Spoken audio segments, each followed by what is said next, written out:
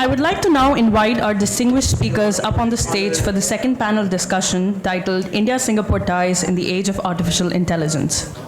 First, Mr. Lawrence Liu, Director, Innovation AI Singapore, Mr. Anirudh Suri, Managing Partner, India Internet Fund, and non-resident scholar at Carnegie, India, Mr. Shamik Kundu, Executive Director, AI Verify Foundation. And moderating the session will be Professor Mohan S. Kankanhalli, Director, NUS AI Institute, and Deputy Executive Chairman, AI Singapore. I will now hand over the session to Professor Mohan. Thank you.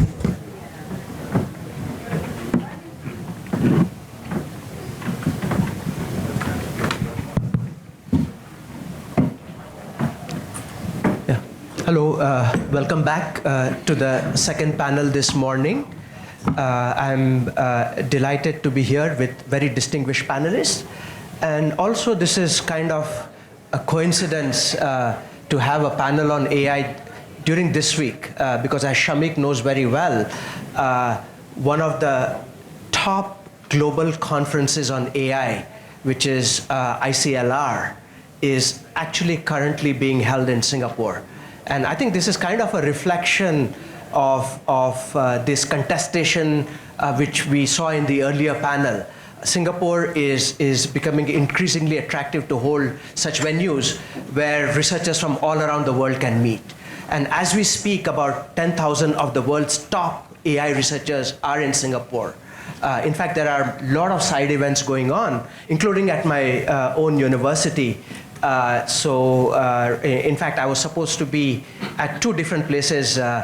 There's a Singapore Expo, the conference going on, where my postdoc is, and there is a side event on misinformation and disinformation, where my student is presenting currently in NUS. So this is very apt and timely. So I think the way we'll go about doing this is we'll have each of the panelists give a position statement, and then I'll start off with a few questions.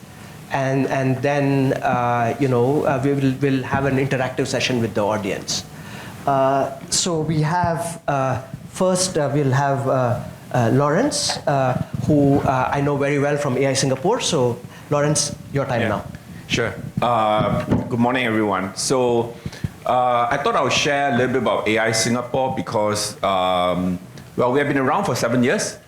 We are actually one of Singapore's best kept secret about AI. So when we started in 2017, the mission was really to accelerate Singapore's AI adoption, research, local talent, and to put Singapore on the world map. After 8 years now in June, I think we've achieved all of those objectives. We are, like what Prof. Mohan has said, we are actually now known globally as an AI hub. Actually, earlier this morning, we were talking to a gentleman, and yes, Singapore is ranked number 3, or at least the top 5, and depending on which index you look at, sometimes the top 10 in the world when you measure, when you talk about AI. And in AI Singapore, we are 100% funded by the Singapore government through the National Research Foundation. And we have 5 pillars. One, we fund researchers to do AI research, so the AI research pillar, where professors will put up proposals and we'll fund them to do their research. AI technology, again, focus very much on researchers and to a certain extent startups, where we fund them to undertake Singapore-level national challenges like healthcare, deepfakes, and so on. My pillar in AI innovation, it's about funding or co-funding, co-creating AI solutions with the industry. And along the way, we also created some award-winning programs like the AI apprenticeship program. The fourth pillar, AI products, which is the one that actually have a lot of collaboration today with India. We have, in AI products, developed a Southeast Asia large language model, of which the collaboration with India is very extensive with the state of Tamil Nadu for Tamil. So we are working very closely with organizations, research institutes, and government agencies in India to get the Tamil data set, evaluations, clean the data sets, and actually to do joint research. Because a lot of the chatbots out there are from Western countries, and therefore it's not ideal when it comes to low resource languages like Tamil or Indonesia, Bahasa Indonesia, and so on and so forth. The last but also a very important pillar is AI governance. So we have researchers there looking at the issues of AI ethics and governance. So these are the 5 pillars that AI Singapore has. I oversee AI innovation today, but happy to take questions on all 5 pillars.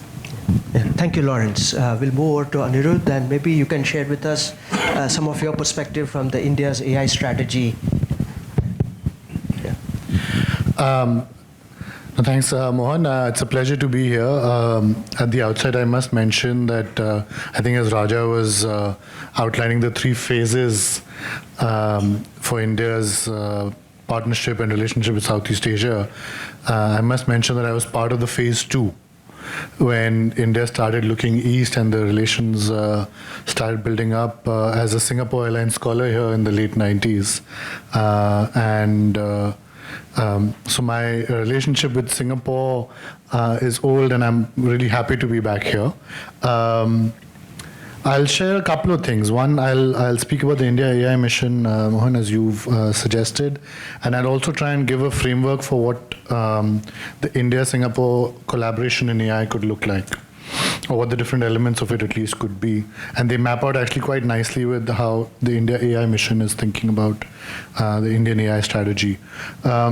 If any of you have followed the India AI mission, which is funded about 10,000 crores, about $1.3 billion roughly, not a very huge amount, but I think it's a good start from India's standpoint, has outlined 7 pillars. The India AI mission. In no particular order, I'll mention what those 7 are, and I think that'll provide a good framework for both the collaboration also for India-Singapore.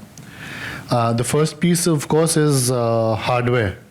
I think as all of us who are in the field of AI in one way or the other know that ultimately right now, the last year or 2 has been all about the geopolitics of chips, of advanced AI chips. And India has not had access to a large amount of AI chips for either its researchers or startups. And so I think the first priority for the India AI mission, and a large chunk of that 10,000 crores, of that $1.3 billion roughly, has gone into a public-private procurement model for AI chips.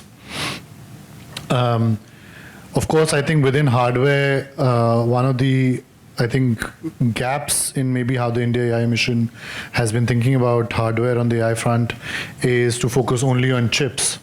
Whereas if you go deeper into the AI hardware element, there's various other pieces that come into it, right? From cloud and data infrastructure to, of course, rare earth minerals, mining of that, processing of that ultimately also. And you have now subsea cables also becoming part of that, I would say, infrastructure as the data has to be moving through those. The second piece has been talent. And as part of the talent piece, the India AI mission has focused largely on the skilling piece under, I believe, a program called the Future Skills program, where India is trying to get its universities to have more AI courses for students in those universities. I think the piece that is maybe missing, and that's one of the things I've tried to identify in a recent paper I wrote for Carnegie India, is that the talent that you require for AI is not one big blob, like one big box called AI talent. You have to break it down and see as a country what kind of AI talent you have and where you have gaps. I think for those who have followed, for example, the Stanford HAI index that ranks countries on different dimensions on AI, one of the pieces that comes out very clearly from that report for a country like India is that India has anywhere upwards of 8 to 10% of the global AI talent coming out of India. But I think the piece that's more important to focus here is that most of that talent ends up in the US, right, and not in India.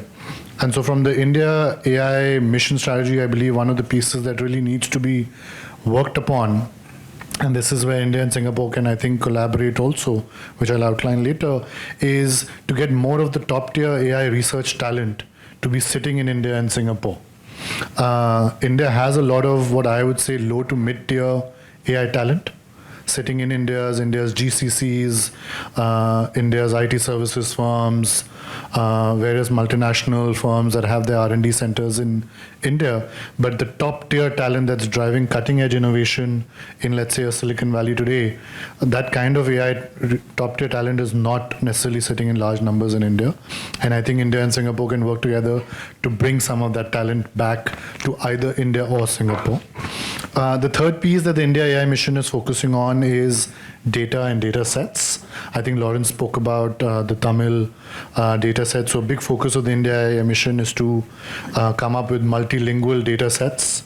India having multiple languages, multiple ethnicities, multiple groups, cultural groups within India. So the idea is to create a lot more of those multilingual data sets.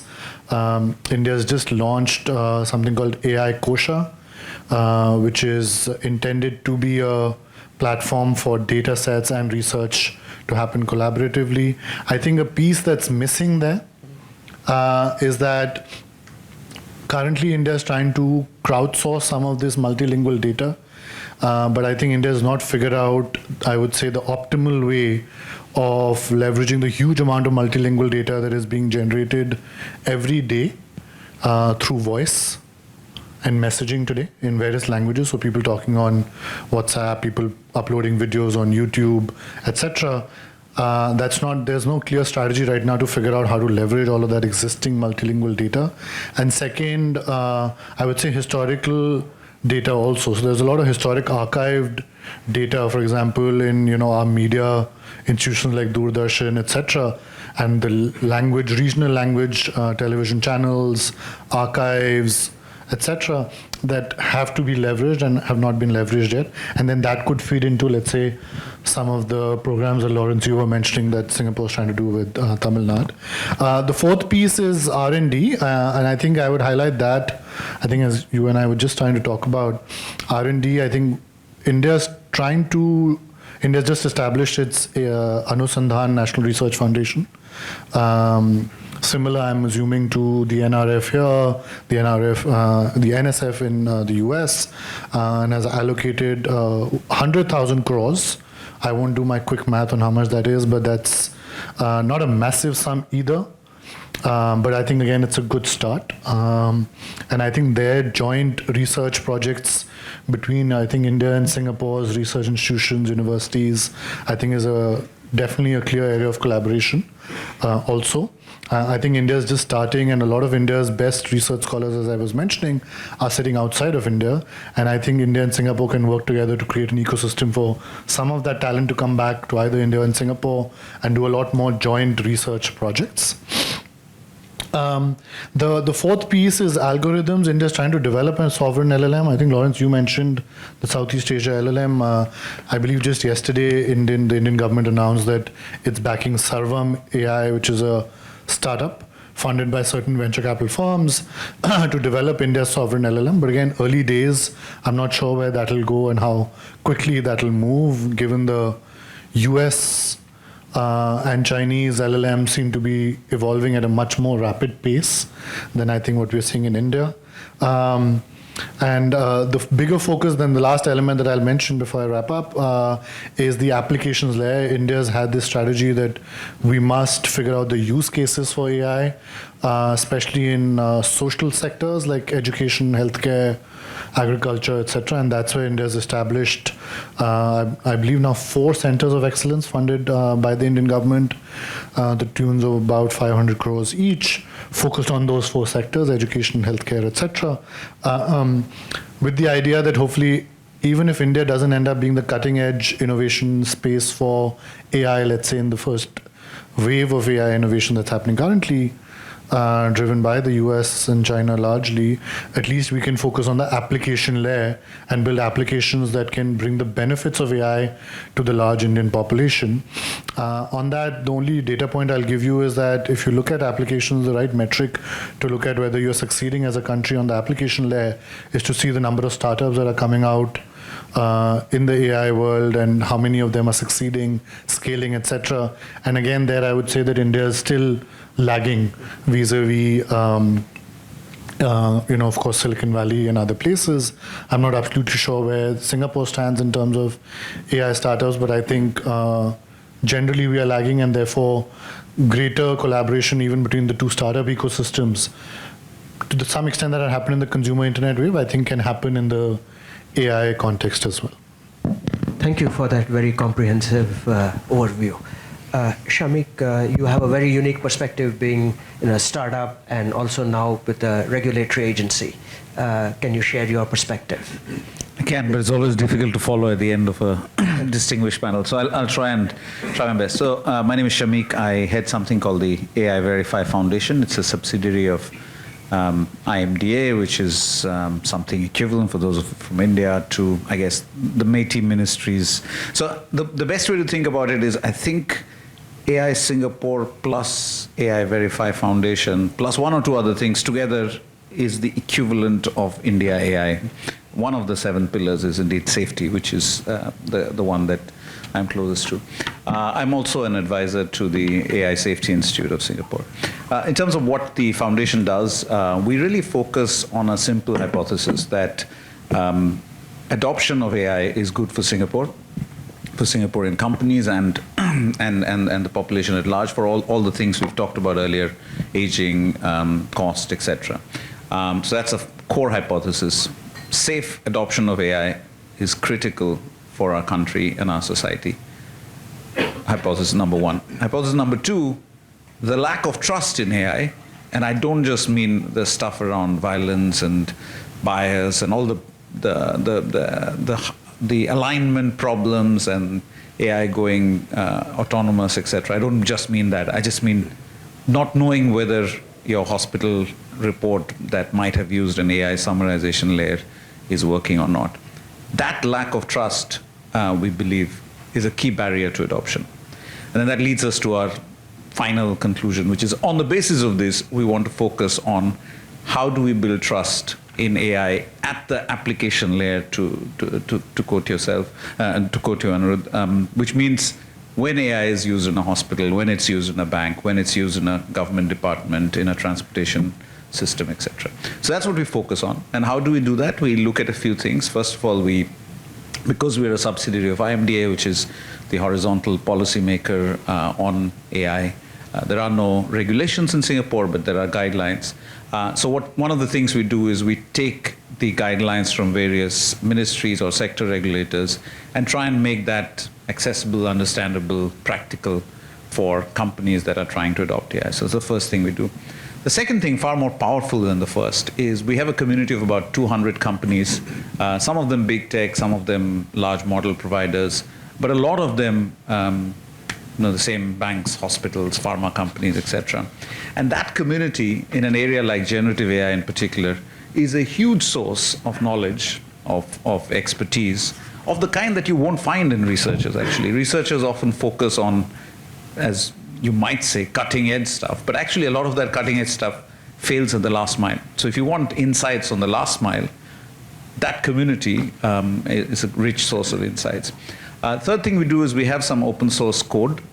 It's under something called Moonshot, which helps test safety of large language models, but also an older one called AI Verify Toolkit. And that's focused on providing self-service open source tools for companies that want to get their AI tested.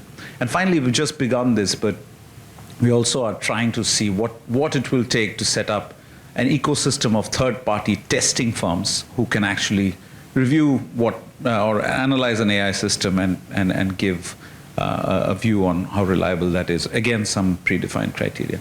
So that's what we're doing. Now, coming to the question of what are the potential touch points with India, some of these have been realized, some of these are missed opportunities at this point.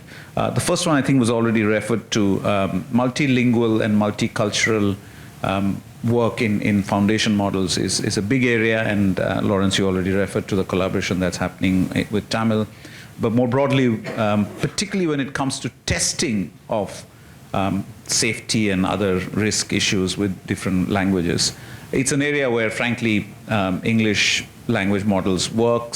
It works sometimes for European languages, but it doesn't even work for Chinese at this point.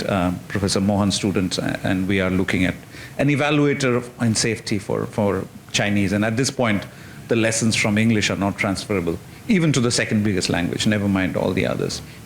So that's an area where Akrit Vaish at India AI and IMDA, our parent, have collaborated on some initial ideas. Second thing, I think you mentioned data. I think that's a huge, as many of you would know, the lack of good quality data, with good metadata, with nice provenance, where you know where it comes from, how it can be used, etc., is a big issue. And to the extent that we can benefit from each other at that level, that's a big win as well. The third thing is adoption. And I think this, to me, is a really important point. As a Singaporean of Indian origin who grew up in India, I would say it's not just an issue, if I may, Anirudh, of researchers out of India or expertise out of India in AI research going off to the US. I do believe there is genuinely a mismatch. A lot of India's talent, even the one that has gone abroad, is much more in the engineering and application layer. Research, if you go to the same conference that Professor Mohan mentioned, I think you'll see it in the room, irrespective of nationality. And the only reason I mention that is, therefore, to some extent, like Singapore, India should probably focus on the application layer, where it has massive natural advantages. Massive economy, very high growth, real need for AI, sectors, applications are like unbelievably diverse. That is where the real prize sits. So if I'm worried about thinking about how to test AI in a hospital, I can go to Changi Hospital and Singapore General Hospital here. But I go to, or I can go to the National Eye Center, where actually we are testing how to make retinal scans work. But I could go to Shankar Nethralaya and get like massively higher, volumes and breadth of data. So that's another. Adoption is, I think, a big piece. And then finally, talent directly. And I have. What I would say is a missed opportunity story, and for those of you from India, you should look these guys up. It's a relatively niche area, but one of the areas in generative AI that is of a lot of interest is evaluation of not the models but the applications to see whether it's actually working well. And automated evaluation is a very important but niche area, not very high-end research, but very useful. The world's most popular open source package is called Ragas, with a pun on Raga, of course, but also RAG, which is Retrieval Augmented Generation. It was started by two Malayalis in Bangalore with $1 million in startup funding from Y Combinator. And neither India nor, I'm sorry to say, Singapore could keep them. They moved to Silicon Valley.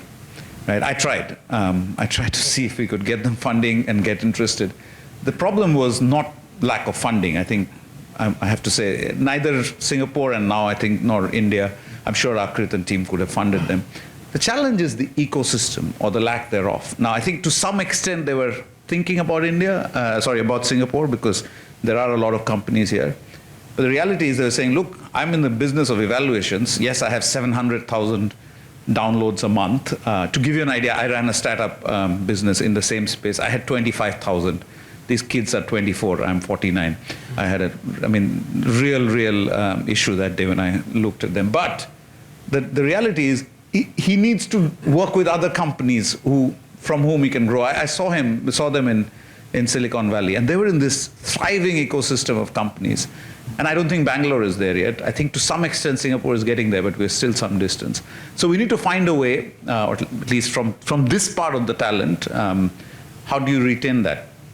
If not in India alone, but through an extended India-Singapore corridor. I think that would be a useful piece. The last one is companies. I think as you think of Indian companies that provide AI-enabled services or products, or is it, what's it called now? Service as a software, it's the reversal of SaaS. A lot of the challenges will again be on trust. Okay, you've built, I don't know, a product for the banking industry or for healthcare or pharma that uses AI. How do I know it can be relied upon? Well, one of the things that India has accessible nearby is access to a geography like Singapore, which for historic reasons has a lot of trustworthiness around its brand. And so part of what we're trying to do with the AI Verify Foundation is to see whether we can kind of take this quality mark idea, if you will, and that could be another area of collaboration where companies use in Singapore as a springboard again, probably not as cost effective and full of funding as Dubai, but if it's a question of can I get my AI tested for trustworthiness, I suspect at this point we'll win here in Singapore. So those are the 5 areas that I've, at least I look at. Happy to get deeper. Sorry, I'm probably stretched longer than I wanted to. No, thanks a lot, Shamik. That was a very, very interesting perspective and very different. And all 3 of you shared very complementary perspectives. So what I'll do is I'll ask you one question each, and then we'll open it up for the audience. So I think both of you mentioned about adoption. And Lawrence is the right person to talk about it. So AI Singapore is a national AI R&D program, but the adoption was actually in its DNA right from the beginning. So we had actually fundamental research, which is funding blue sky research among the researchers in Singapore. We also had grand challenges where we thought about deployment in research from day one. And that is some of the outcomes of the healthcare grand challenge, which you talk about. But more importantly, there was a very interesting new program which was actually conceived and pioneered by Lawrence, which we called as 100E, which is 100 experiments with industry. And in fact, it led to 2 other very interesting outshoots, the AI AP, the AI Apprentice Program, and also AI-RI, which is the AI Readiness Index for SMEs and industries. So maybe you can talk a little bit about your experience with this experiment.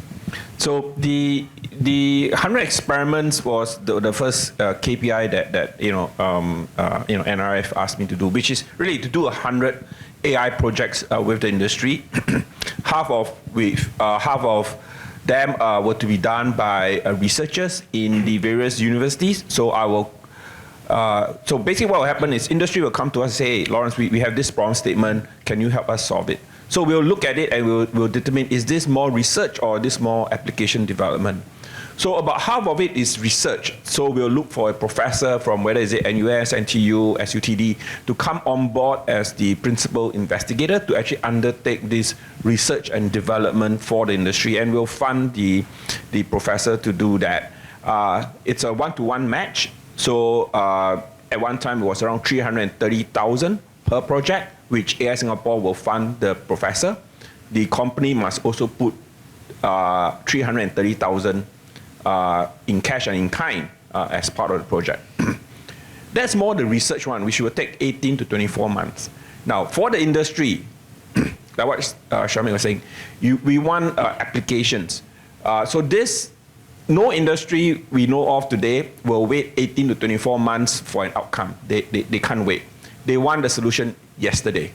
So for that, we negotiated and we basically came to a conclusion, okay, we'll do it in 6 months. So our 100E today, in 6 months, we will assemble a team to actually co-create the AI product or solution for the company. And this has proven to be very successful. Some of you will actually have already used some of these solutions. If you are a Q&M customer, the dental chain, the AI that is running when you do a dental x-ray scan, that's done through the 100 experiments. When you do a delivery order through UParcel, that is also done through the 100 experiments. And in the future, when you go to Sheng Siong to shop and you find that, hey, the item you want is there, hopefully, it's also because the 100 experiments has built the demand forecasting algorithm for them. So But what's unique about the 100 experiment is it's not about just doing the industry project. It's also about how we went about doing it. Now, we were talking about AI talent. When we started with this in 2017, we tried to hire AI engineers as part of the program. I had 300 resumes. Unfortunately, only 10 were Singaporeans. We had a lot of resumes from India, China, America, South America, I remember Europe. So I said, well, we cannot be AI Singapore if we don't have sufficient Singaporeans. So we created what we call the AI apprenticeship program, which is to bring in passionate Singaporean individuals who have self-taught themselves AI, Python, AI, machine learning, but they have not had an opportunity to work on a real project. So with that, if they pass our technical test, we'll invite them to join the apprenticeship program. It's a full-time program, which means they have to quit their jobs, and we will actually give them a stipend of like 3.5 to 5.5K. Now, this combination of a real-world industry project and this apprenticeship program has become a crown jewel of AI Singapore to a certain extent. Especially, we have a lot of overseas delegations, countries coming to actually learn how we actually do this. So today, with this, we have managed to train like 400 Singaporeans to become AI engineers. And what's also very unique about the program is that the apprentices come from all walks of life. I always like to share this example. The lead engineer that did the Q&M project, the computer vision dental charting, he studied psychology in NUS, was a HR manager. But it doesn't mean that they don't work with data, they work with data. So he became super passionate. He learned Python, he learned machine learning on his own. He passed our test, we took him in, he was our batch 2 graduate. And we then invited him to join AI Singapore. So he worked on the Q&M project as one of those, one of many projects he worked on. And today, he left AI Singapore, I think 3 years ago. He's actually doing a PhD research. He's actually doing an AI, a PhD in AI. Also under one of the AI research program called the Fellowship. So we always joke, hey, you took the most money from AI Singapore, from apprentice to a full-time staff to now a PhD fellow. So with that, right, we have really gone down the application route. We have built like we have deployed nearly 300 AI projects the last 7 years for industries. Real-world projects that are actually being used today. And on the AI Readiness Index, again, that was developed through many engagement with customers, and we wanted a very quick way to help customers and also help us identify their AI maturity, so that we know what program to recommend to them. If they are AI ready, yes, please come and do the 100E with us. If they are AI unaware, we said, well, you're not ready yet. You're unaware. We have this online program, free one called AI for Everyone. Please go online and learn about AI. And then once you figure out what AI projects you could do, then come and have the discussion again. So once we know where they are in terms of their maturity, it's easier to recommend the right intervention. So the AI Readiness Index, again, very simple, 12 questions, 10 minutes, you can complete it. You just search online for AIRI, A-I-R-I, AI Singapore, I'm sure you'll find it. It's not just used in Singapore, it's been adopted in Serbia, Poland, France, Malaysia. We have several government entities in Malaysia have adopted it.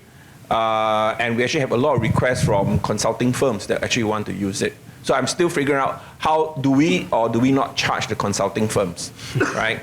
Because we also want to get something back for our work. Yeah. Thanks, Lawrence, for that deep dive into what you've been doing.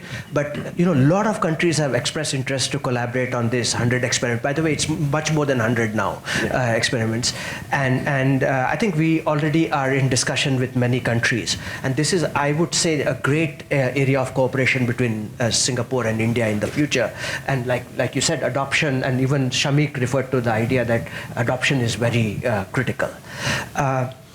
I want to come back to Anirudh, and you kind of laid out that research is some area of collaboration, and actually Singapore actually is taking the entire stack very seriously, from fundamental research on to build applications to actually deployment. In fact, we are heavily investing in research out there, and we got one of the very high concentration. So I mean, in terms of the total volume, Singapore is not high, but if you divide it per capita, I think we got a very high concentration of the top-notch researchers in the world. I was, to be very honest, dismayed by the conversations in India after the ChatGPT came out and the sovereign models. I was appalled to see many people talk about, should India just focus on applications and deployment. And in fact, Sam Altman came to India and said, you don't have to build your sovereign models, trust us. OpenAI will supply all these things. And a lot of people bought that argument.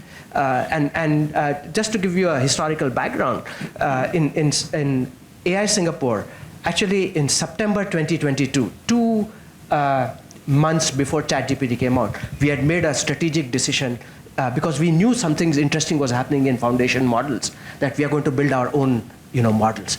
And we are building 2 types of models from scratch, as well as fine-tuning an open weight model like Llama. And I believe India has finally decided to go for building a sovereign model. I think it's a bit late, again, to be very candid, but I think it's in the right direction. So I think the emphasis is not between this or that, but a country of India's size and the potential, it should be the entire stack. What do you think?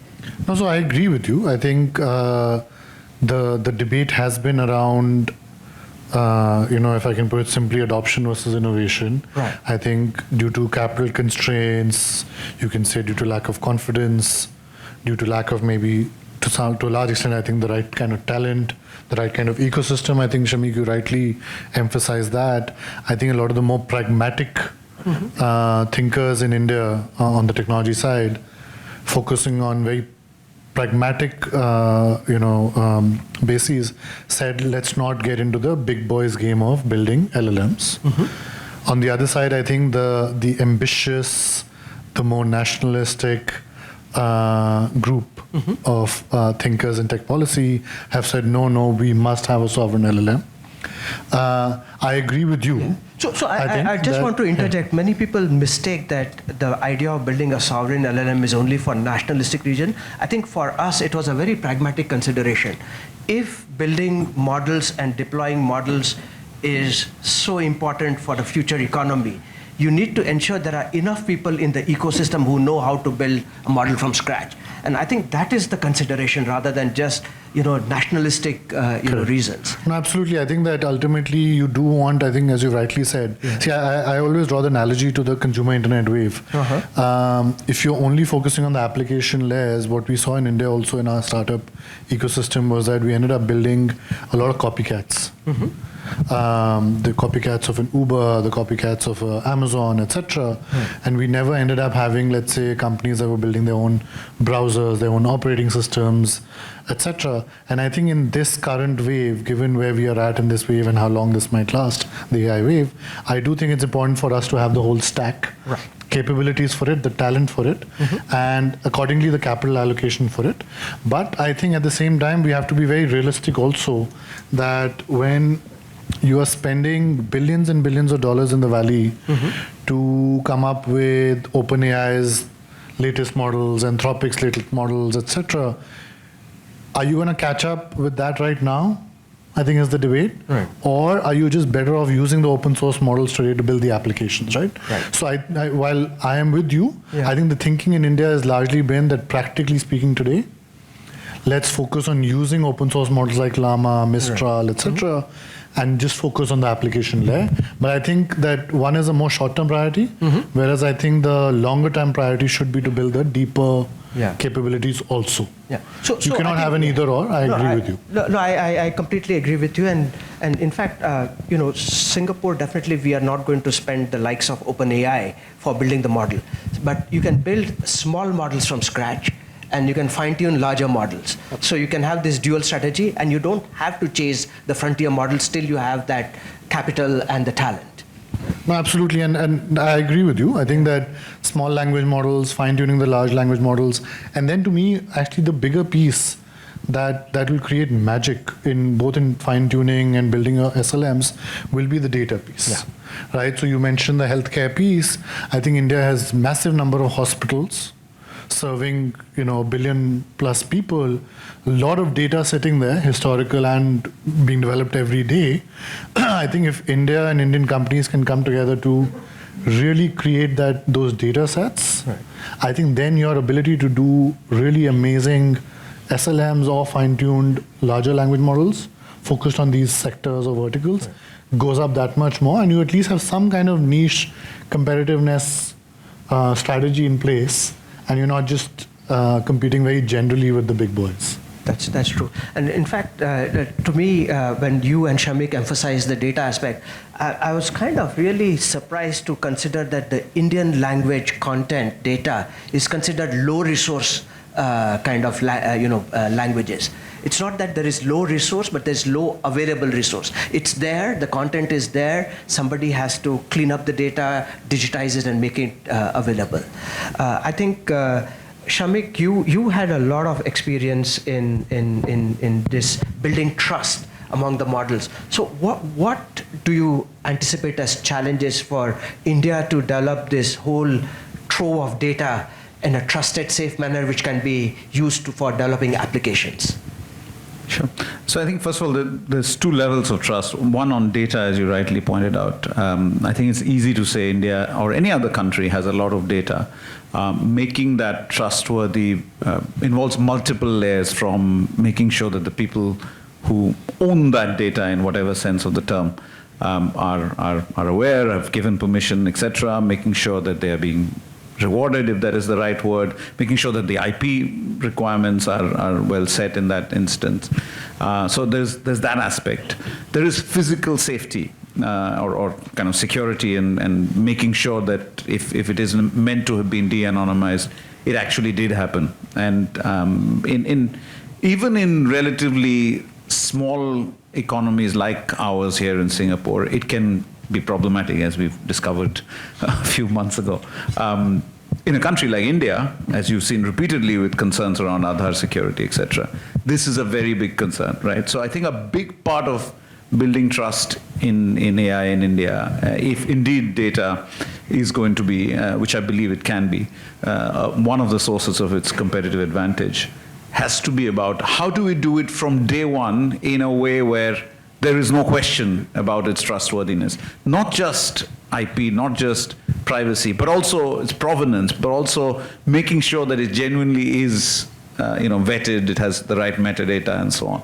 So that's something that I think India has a lot of experience in a variety of areas. I keep reminding people that the world's first experiment on statistics at a large scale, at a large level, was of course in Bengal, I think, during the famine in, was it 46 or something, whenever Mahalanobis came in. So there's a long history of getting data right in India, much further than in many other areas, countries. So I think there is value in that side.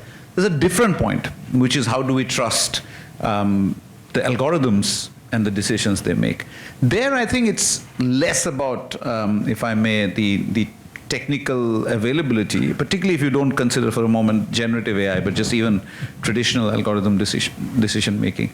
There's more about intent. It's about, at the top level, saying, yes, we do want to make sure that we want our companies to use AI extensively, but we also want transparency. We also want, this is not about being polemic about bias and fairness, and no, we shouldn't use AI because it'll be, frankly, anybody who knows any kind of statistics will know you do need bias, you just don't need the wrong kind, right? So this is not about that kind of thing, but it's just about saying, well, actually, if you're going to use AI to drive, I don't know, retinal scans in primary healthcare centers in India, let's at least be transparent about what it's good for, what it's not. In which areas does it work, where does it not work?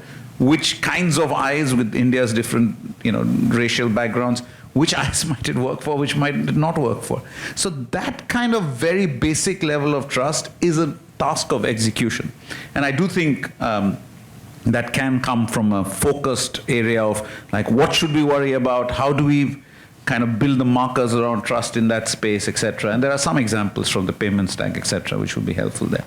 The last part on safety is one where we're already happily collaborating with India AI, and that is around safety of foundation models. Indeed, Professor Mohan, you yourself are working with us on this. This is an interesting point. I think I briefly referred to it. Part of the question around safety of models, whether it is, can you deceive models, or can you make them say bad things, or will models collude with each other, etc. It is entirely based, at least based on yesterday's conferences, it's entirely based on the English-speaking world. It is not even yet well covered in China, is what I heard from the folks from Tsinghua. And what Professor Mohan and I are finding, we've taken an internationally conceived safety benchmark where it looks at, can you make a model say bad things in 12 different areas? And our assumption was we take the English language benchmarks and the evaluator, which is an automated evaluator, and we'll just get, Professor Mohan has a lot of linguistically Chinese background students who will just sort it out and we'll get it done. Turns out, never mind the evaluator, the translation of the prompts, which were meant to elicit wrong responses, was completely pointless. Whoever did it, by the time it came to the hands of native Chinese speakers, were like, this is pointless, this is meaningless, it doesn't work right. And so this is an area where, as you build models that have capability in the various Indian languages, there will have to be native work around how do you build safety benchmarks, how do you do red teaming, how do you build automatic evaluators. This is absolutely an area of collaboration. I won't even say between the countries, right here on the table, Professor Mohan's team and Lawrence's team with Southeast Asian languages have been working on this, and I think there is a huge opportunity here between India AI and AI Singapore. Thank you for that perspective. I think we're time for, we'll open up to the audience, and if you have any question, please raise your hand, and there are microphones going. Okay, we'll start here first, and yeah. I'm Pranay from Takshashila Institution, Bangalore. So I wanted a Singapore perspective on India's focus on chips for AI, right? So the focus in India on the AI mission is not so much even on models, but it was on chips, right? Purchasing NVIDIA chips, etc. But that's what I want to know. What is Singapore thinking about it? Because from my perspective, government funding does come with opportunity cost. So if you are focusing 10,000 crores on buying NVIDIA chips, you will have lesser money to do 100E or other kinds of things. And so what's the strategy that Singapore is adopting regarding chips and that layer? Would any of the... This is outside my area of expertise, I'm afraid. So I can talk about this, though I'm the moderator, I'm not supposed to speak, but I think there are two responses to it. I think immediately, of course, you get your chips to do whatever minimum size or requirements you need to do. But I think the long run, I think we have taken it as a fundamental research topic in AI Singapore, how to build low resource model. That means build high quality models with less data and less compute.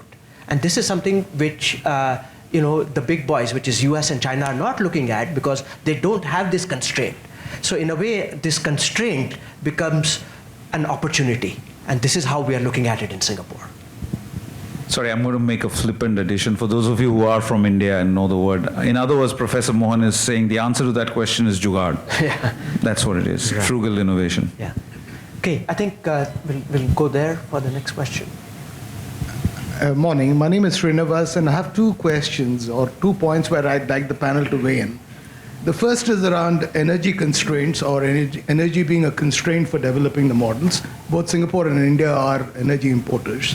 What's the thought process there? The second is the elephant in the room in terms of use of military application where AI is integrated with robotics.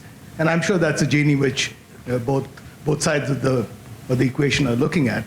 There is no way on earth that will go and be stopped. So thoughts on both these areas, energy as a constraint and military applications. Are you directed to anyone or all three? Any All three. panel. Oh, anybody. Anybody would like to take a stab? Yeah. I'm afraid I really am not qualified or have the knowledge for that. So. No, so on the energy piece, see, I think the energy piece, the consumption of energy by large language models, which we're seeing go up rapidly, is not a concern for a country like India right now because we're not building those LLMs ourselves anyways. The concern, of course, of the big tech firms is to build it in a energy efficient manner. The piece, and so that'll be a problem they have to figure out.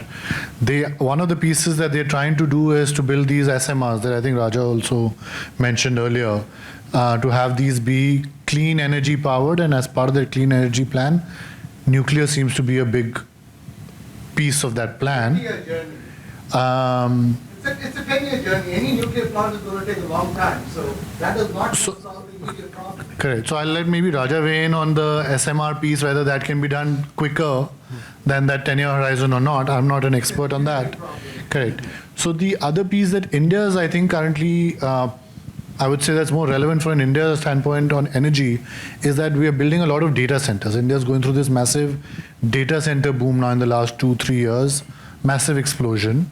And so I think to the extent that India has to focus on the energy aspects of AI, we must make sure that our data centers that are being built are energy efficient and hopefully clean energy powered as well. If the nuclear piece doesn't become part of the solution, India will have to, of course, rely on things like solar and other cleaner forms of energy.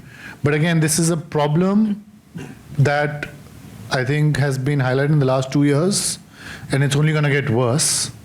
Right, because I think even the big tech firms are under projecting their energy needs today. So I do agree with you that it's going to become a massive problem. Now, second, on the military applications, anything in particular you wanted to ask on that? Or? It's an automated weapons decision systems where targeting systems. No, I'm familiar with that, but there are 2-3 pieces of it. Is the question like how do we govern the military applications? It is impossible to govern is my point of view. And I'm trying to understand what is the current thought process. You guys are the other folks who are working on this. I'm trying to understand where is the guardrails going to be built, if at all. Yeah. So I think maybe, Shamik, you can say that there are all these AI safety forums and all that, and this is one of the important conversations globally between US, China, and all the top researchers in this area. Maybe you want to just briefly. It is, but I also want to say actually most of these AI safety conversations explicitly, including this week's safety issue, explicitly exclude military applications. Yeah. That's So that's why I said it is a little bit outside my realm of expertise. What you should know about the questionnaire is that he has a background in the defense forces. Correct. No, so I think that it will be everyone will do what they want to do with very little guardrails. And you're seeing that in the US already. I'm not as familiar with the military applications as they're evolving in China, but I'm more familiar with how they're evolving in the US. It's going to be a free-for-all. There will not be, AI safety institutes will not be invited into the closed door tables where military applications are being discussed, evaluated, and either purchased or developed. I think in the Indian context, broadly, I can say is that the Indian Army, Indian Armed Forces are largely currently focused on finding the right applications, preparing themselves for adoption of some of the AI military applications that are being developed elsewhere, trying to develop some indigenously also. But again, very, very early days. But I think if you look at the cutting edge applications as they're being developed in the US, etc., you're seeing that there won't be much in terms of guardrails. So don't have much hope on that, I think. Maybe I have changed my mind slightly, Srinivas. I think I do have a point of view, and that's for both our countries, Singapore and India. Neither of us are in a position to make any substantive shaping of direction here. We are both going to be order takers in the sense of the word that these things will be decided in one case by every country on its own, in another case based on whatever our current and future energy position is. So I think coming back to the answer around Jugaad, I think the point of this is there are areas where we can take initiative, and these are different for India and Singapore. And there are areas where we'll just have to accept that we'll have to go with whatever is happening around us and make the most out of it. Yeah. Lawrence? Yeah. So for I'll answer the data center thing. So yes, Singapore we do not have enough, but we are building. But we're also tapping on our neighbors, whether is it Batam or JB, to actually build additional data centers. But I think what's also important to know is also like what Prof. Mohan said. In Singapore, it's not just about, build and train all the large language models. There's also a very strong focus on the small language models. But another trend that really started like the second part of last year is that you have your Apple Silicon, you have your AMD new Ryzen chips that actually now can actually run not the largest model, but mid-sized model on a single chip. And the Mac Studio, 200 watts. People are running DeepSeek, a quantized version, 200 watts on a Mac Studio 512 gig. So what it means, I think, is this trend of AI PCs and so on will take over a portion of the inferencing, right? So the SMEs, the enterprises will install a lot of this because it's a lot cheaper than making an API call to OpenAI every time. So this should reduce, I think, power consumption, right? And the large data centers will still be used for training all the foundation models and so on. But when it comes to inferencing, so you want to summarize a document, you don't really need to send to OpenAI. You can actually do it locally today on a laptop. Just that the ease of doing it is not there yet, but there are a lot of software coming on online. I've seen already from HP, from the Chinese, where everything runs off the AI PC, AI laptop. You don't even need to go online to do analysis and summary. Just as a humorous... paradox. Yeah. That's my response to that. Right. Now, just as a humorous side note, NUS, we are constantly adapting as a university to this new... So we now have banned students in exams where you can bring in a laptop, that you are not allowed to download a model onto your laptop. So this thing. We'll go there. There was a question. Yeah. Yeah, hi. I'm Akshat. I'm currently doing my master's in public policy from NUS. Thank you for the insightful session. My concern is more regarding the socio-economic and the environmental implications of AI. Socio-economic in the sense, especially in the Indian context, at one point we were talking about jobless growth in India, and then parallelly we are talking about AI and etc. So, and there is also a discussion going on about AI taking over jobs, etc. So I would like to get your views on that. And environment is, of course, like we have a research showing that ChatGPT in itself consumes billions, a lot of gallons of water just for like a few prompts. So is there like a cleaner way of really, going about AI, so to say? So which of the panelists would like to address? Maybe don't use ChatGPT. Just run a local model on your MacBook, and you will save a lot of water. And as you were saying, don't say please and thank you to ChatGPT. It wastes water and energy. On the AI and jobs piece, I'll take that piece at least. See, I think that's a perennial question with any new wave of technology. The first concern often, and especially for a country like India with massive numbers of people who need, I would say, gainful employment, right, for a country to have both broad-based socio-economic development and also harmony. It's important that you manage this evolution of technology and adoption such that there's not very rapid structural unemployment arising out of it. I, on the other hand, but also do believe that you cannot say that, oh no, we're going to slow down adoption because it might lead to job unemployment, because that's a recipe for you losing out on the entire wave of economic wealth creation that will happen because of AI. And I think for a country like India, as with most things, the answer will have to lie in a balance and retraining, skilling, upskilling your current job force. Knowing that you have to play in this game, this AI game, you have to win at it, be prepared for it, for both adoption and innovation, for your population to be taking part in both the adoption and innovation aspects of it. And at the same time, focusing a lot on the skilling and training piece, so that even if you're a 55-year-old, 60-year-old, 70-year-old person in a large conglomerate who doesn't think that they need to learn AI, you are being trained in it somehow, so that you're not completely AI illiterate. So I think it'll have to be a balance in the case of India. Okay, there was a question, yeah, this side. Hi, my name is Vishnu. So there is a US, there is a China, and there is the rest of the world. And the dialogue set by US we are discussing here. So when can we expect Singapore to be Silicon Valley for Asia, if not rest of the world? And what mindset shift do we need? Because I don't think skill set is a problem. Any particular person you are addressing? No, anybody can answer. Anyway. Maybe I'll take that. As someone who worked for a Silicon Valley company out of Singapore, I would say as an individual, I'm not sure I want to live in Silicon Valley over Singapore. Almost nothing works there compared to us, but that's only a half in jest, because I don't think Singapore, the people who've been in this country far longer than me might correct me, but I don't think Singapore wants to be Silicon Valley. I don't think it's practical for it to be Silicon Valley. I don't think it's practical for anywhere in the world to be Silicon Valley. I think we have to think about what our advantages are. And our advantages are indeed, on a per capita basis, very high concentration of research in this space. Our advantage is attractiveness to academics, researchers, engineers from around the world, including, but not only limited to Asia.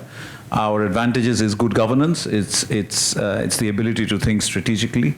And I think if we do all of these things right, I'm not sure we can build Silicon Valley, but I think we can do what it takes to use AI for the benefit of our society, and indeed for the benefit of our neighborhood, to the extent that we consider ourselves completely tied to this neighborhood. That's what we can aspire to. I'm not even sure I want to aspire to. I wasn't even joking. I think a place which has the absolute highest number of billionaires, I assume, in such a small area, cannot get a basic public transport going. Really, that's the basis of what excellence is. No, I don't think we in Singapore would like to go down to that level. I think there are other things we can do better, which is how do we get the regional ecosystem, including India, to some extent China has been done, to really be a single ecosystem. That's much more possible. I think we can look at that, but I don't think we need to be Silicon Valley. That makes sense. And any other takers to the question? I mean, I'll make a general point. I think that you started off your question with the idea that, you know, the agenda and the dialogue is being set by the US. I think as India, as Singapore, as ASEAN, I would even include the EU now, given the challenges they're having with the US. I think it's very important for our countries and these regions to come together to emphasize one thing, which is there has to be a lot of competition in every layer of the AI ecosystem. That's in the best interest of India, Singapore, EU, everyone. I think to the extent that we remain dependent on either only one region or two regions, let's say, that I think is not an ideal optimal outcome for Singapore, India, EU, ASEAN. And I think I could even include Africa into this. I think there's a real fundamental reason for these regions and countries to come together and say what we want is a lot more competition in every layer, whether it's cloud infrastructure, whether it's data center providers, whether it's chips, whether it's LLMs, literally all of these pieces of the AI ecosystem we've been talking about. And to the extent that either India, Singapore, places like ours, countries like ours can serve as talent hubs, provide some of that competition, work together on some of the elements we've discussed today in our panel, I think we'll at least provide some alternative to the Silicon Valley-driven agenda, both in terms of trust, what the AI application should focus on, whether military should only be the focus or development, let's say social, healthcare application should be the focus. All of these things get solved if we have, I think, greater competition in this ecosystem. And I'll respond to you as a researcher. I think no country, region, geography, people has a monopoly on talent. and ideas. And I think talent and ideas are coming out from everywhere, including this region. So I will question the premise that everything, the dialogue is being set by the US. Can we have, the question there? Hello, I am Pitambar Kumar. I am government official in India and currently doing masters in public administration.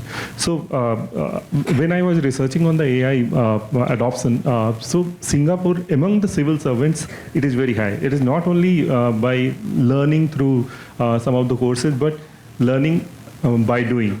So now when it comes to leverage AI and leverage AI in government functions, so where do you see Singapore is, and what are the various ring fencing is being done for de-risking various of its application?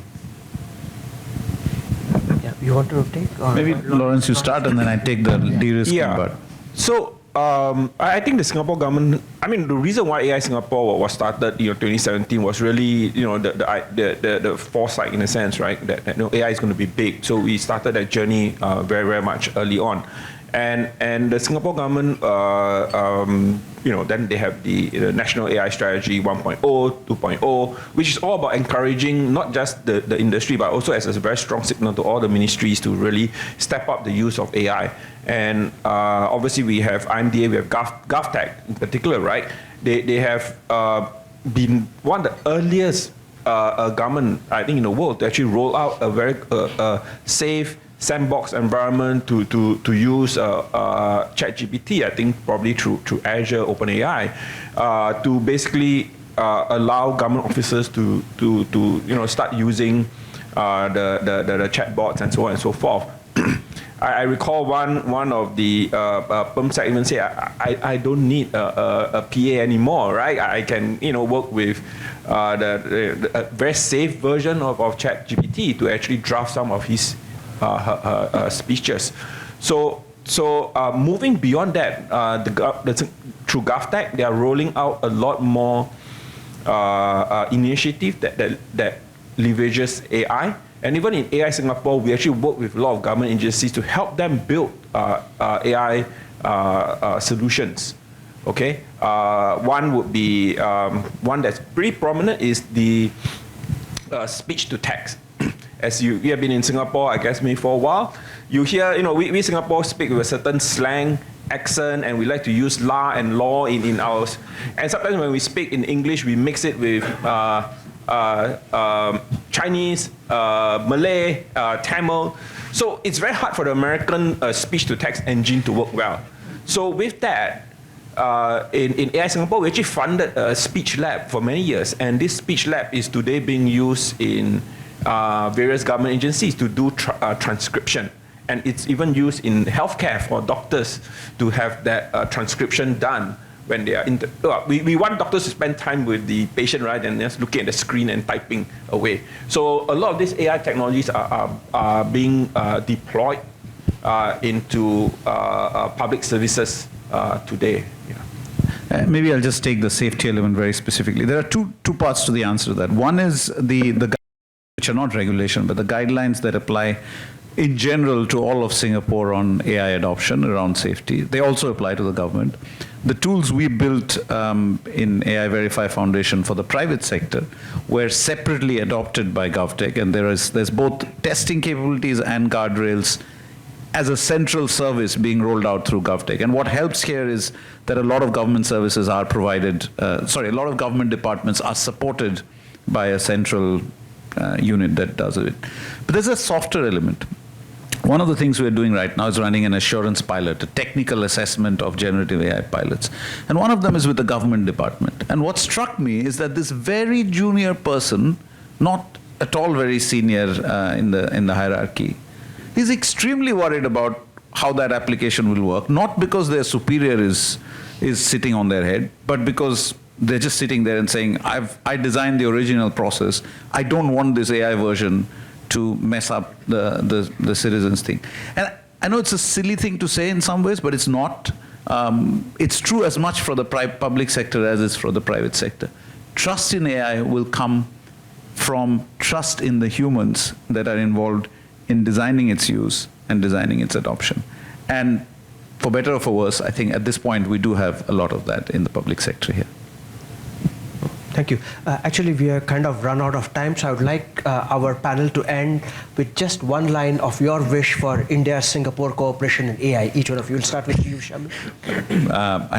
I don't actually have another line. Yeah, no, but I would say, no, I would finish with something I've said before.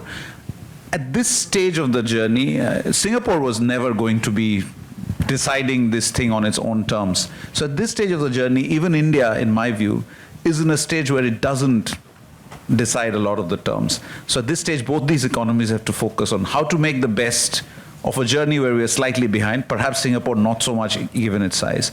And I think there's immense around areas of collaboration, particularly around data, particularly around aspects like trust, where we can work together on that. Anirudh? So in addition, I think, to the data, talent, R&D pieces that we've discussed, the one piece, that struck me from our morning panel was that, I think if I can go back again to Raja mentioned that, we got our economic piece wrong as India for several decades.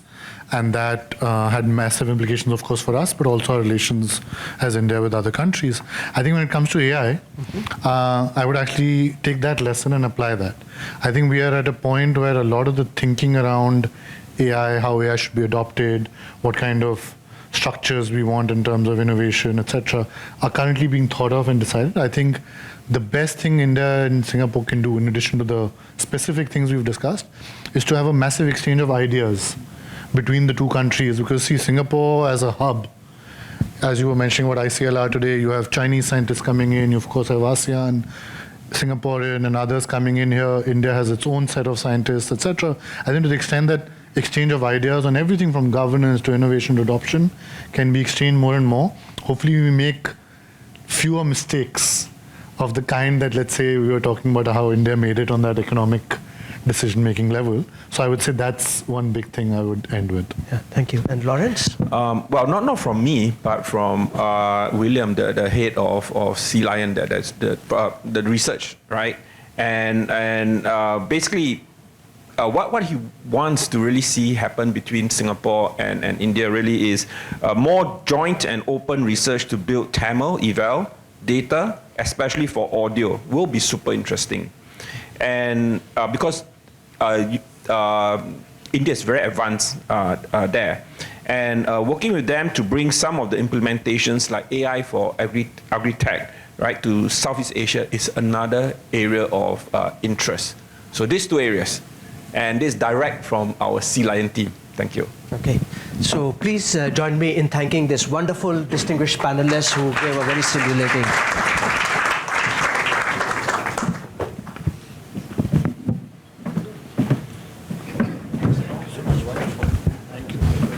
Thank you, Professor Mohan. Ladies and gentlemen, with that, we have come to the end of the forum. Thank you for joining us. We look forward to seeing you at our future events. Have a good day.